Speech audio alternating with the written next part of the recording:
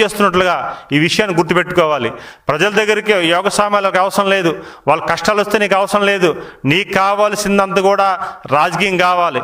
శవం ఎక్కడుంటే అక్కడికి వెళ్ళి కనిపించాలా, లేకపోతే అక్కడ శవాల సంబంధించిన రాజకీయాలు చేయాలి తప్ప ప్రజలకు ఏం చేయాలి, బాధ్యత గల వ్యక్తిగా నేనేం చేయాలి, కనీసం 5 సంవత్సరాల ముఖ్యమంత్రిగా నాకు అవకాశం ఇచ్చింది ఆ ప్రజలకు ఏం చేయాలని ఆలోచన నీకు లేదు. యూరియా కోసం మాట్లాడుతావు. యూరియాలో నువ్వు రవీందర్ రెడ్డి మీ మేనమామకి ఎంత మేలు చేసావో, ఆ ఫ్యాక్టరీకి నీ హయాంలో ఎంత బ్లాక్ యూరియా పంపించి బ్లాక్ మార్కెట్ చేసి ఎంత తరలించావో ప్రజలందరూ కూడా గమనించారు. దానికి ప్రత్యేకంగా చేయవసరం లేదు. అది కూడా నువ్వు మాట్లాడే హక్కు నీకు లేదు. ఈరోజు అన్ని రంగాల్లో కూడా మేము విఫలమయ్యావు. ఈరోజు ప్రతి విషయంలో కూడా విఫలమయ్యావు. పారిశ్రామికవేత్తలు ఇబ్బంది పడ్డారు.